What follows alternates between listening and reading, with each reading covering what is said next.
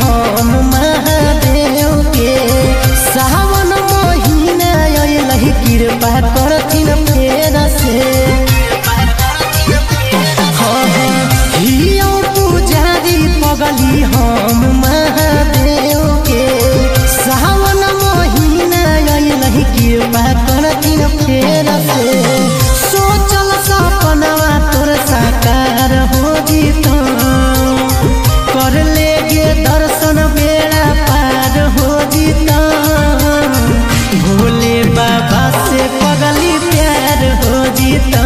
हाँ कर लेगे दर्शन बेड़ा पार हो जीता मोर महादेव से ये प्यार हो जीता।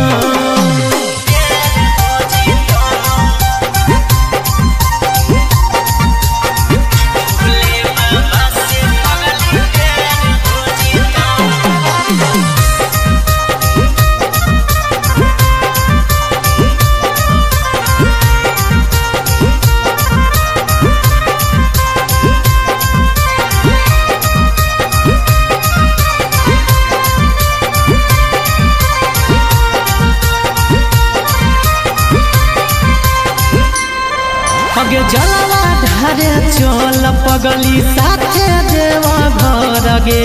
बाबा के नगर मांगी है सुनर एगो घर गे अगे जलवा ढारे चल पगली साथे देवा घर गे बाबा के नगर मांगी है सुनर एगो घर गे बोलबम के नारा से उधार हो जीता कर लेगे दर्शन बेड़ा पार हो जीता भोले बाबा से पगली प्यार हो जीता हाँ कर लेगे दर्शन बेड़ा पार हो जीता मोर महादेव से गे प्यार हो जीता।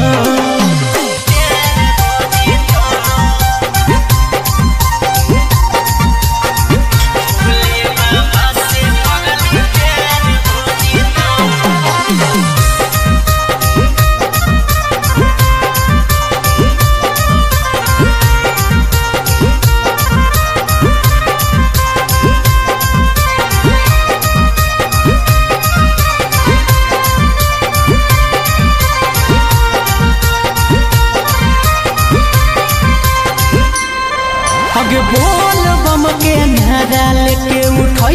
कांधे कवरिया गे पैदल पैदल चलम ही की निकाली डीजल गरिया गे ऐसे तो पैदल में मजा है। अगे बोल बम के नारा लेके उठो कांधे कवरिया गे